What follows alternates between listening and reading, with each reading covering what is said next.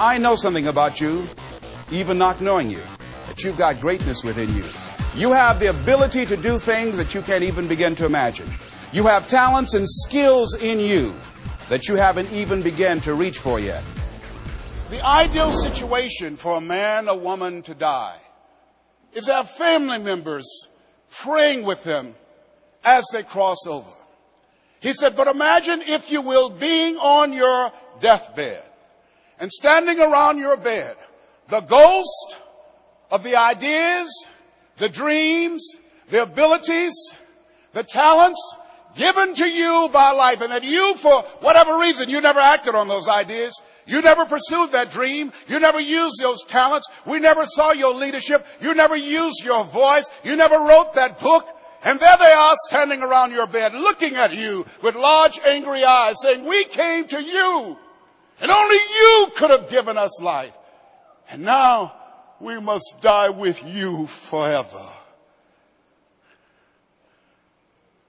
And the question is, if you died today, what ideas, what dreams, what abilities, what talents, what gifts will die with you?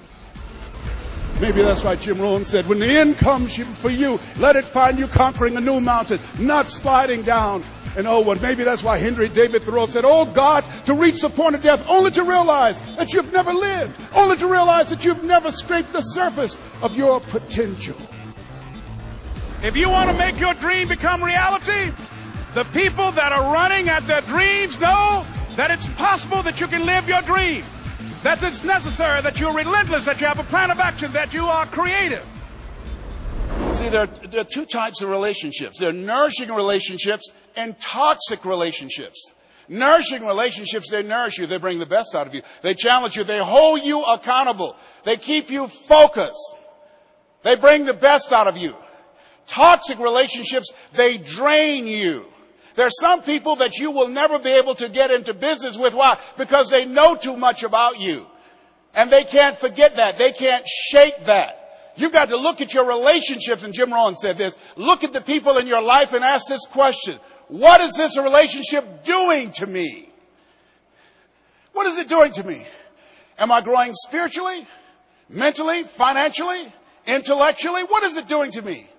If you're a young person, does it put you on the honor roll or get you on the detention list? What is it doing to you? There's a new term in psychiatry called relational illness. There's some people that can make you sick. Well, can I change them? No. It's a full-time job changing yourself. And there's some people that are so negative they can walk into a dark room and begin to develop.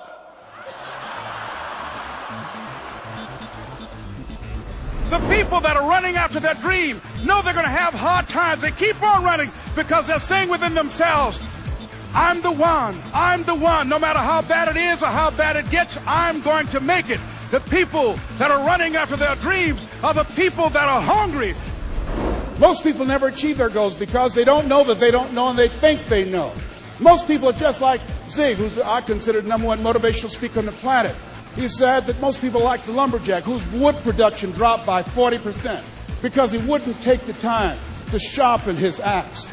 Those of you that are here for the first time, if you want to come back again, I can tell you the veterans who are here and been coming for 40 years or more, those are individuals who spend time working on themselves, developing themselves, expanding their minds. They know, as a man thinketh, so is he. They know in order to have the things tomorrow that others won't have, you've got to be willing to do the things today others won't do, like work on your mind. And with that kind of courage, with that kind of affirmation and reason to empower me, I got a saying that when life knocks you down, try and land on your back, because if you can look up, you can get up. All right? I told Mr. Washington I wanted to become a disc jockey. Someone asked me to tell this story. And he said, Les Brown, he said, if you want to do anything worthwhile in life, you've got to be hungry. And so I started working to develop myself. He said, I want you to practice every day being a disc jockey. I said, but I don't have any job now. He said, it doesn't matter.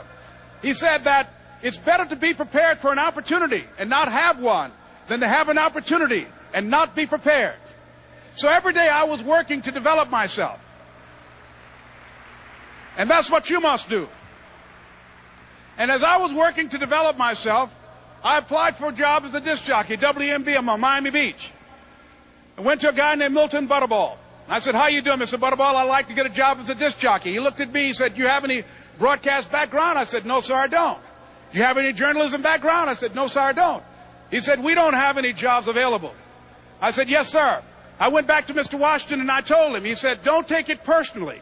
He said, most people are so negative, they will have to say no 7 times before they say yes. He said, go back again.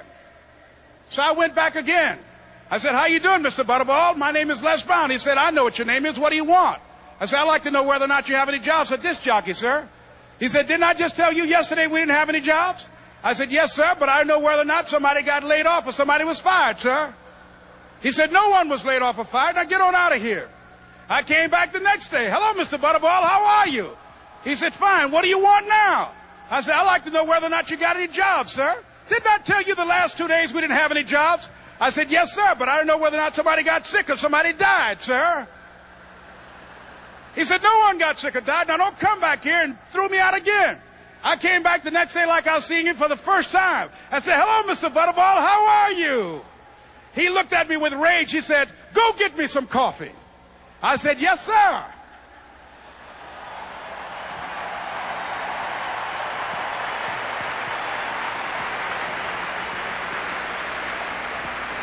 And I went to get him some coffee. After a while, I would give their lunch and dinner, and I would go in the control rooms and take the disc jockeys their food, and I would not leave until they would ask me to leave. Then they started trusting me to pick up entertainers that came to town. Entertainers like the Four Tops and the Temptations and Diana Ross and the Supremes. I would drive them all over Miami Beach in the disc jockeys' big long Cadillacs. I didn't have any driver's license, but I was driving like I had some.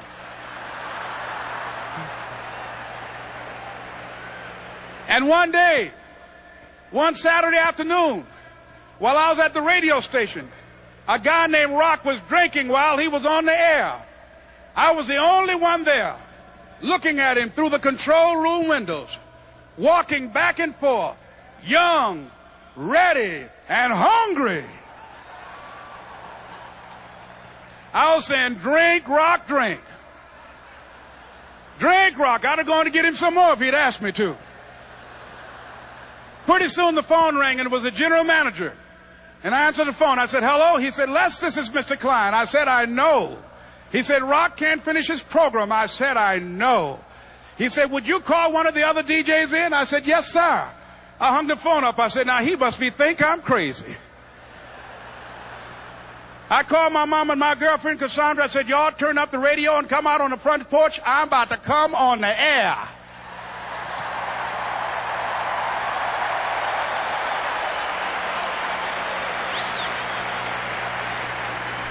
I waited for about 20 minutes, and I called him back. I said, Mr. Klein, I can't find nobody. He said, young boy, do you know how to work the controls? I said, yes, sir. He said, go in there and don't say nothing here. I said, yes, sir. I couldn't wait to get behind those controls. I put on an old Stevie Wonder record called Fingertips. I sat down behind that turntable. I said, look out, this is me, LB Triple P. Les Brown, your platter playing papa. There were none before me, and there will be none after me. Therefore, that makes me the one and only. Young and single and love to mingle, certified, bona fide, indubitably qualified to bring you satisfaction, a whole lot of action. Look out, baby, I'm your love man. I was hungry. I was hungry. You got to be hungry.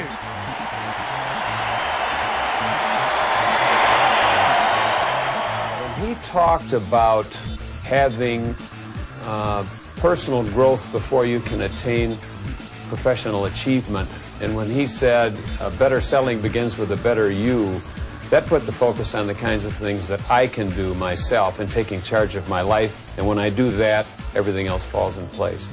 Les has the ability to inspire people to pursue their passion, to live their dreams. And whether they're in sales or personnel or whether they're just a machine operator, it's very, very important that you have some passion for what you're doing. And Les inspires people to have that passion.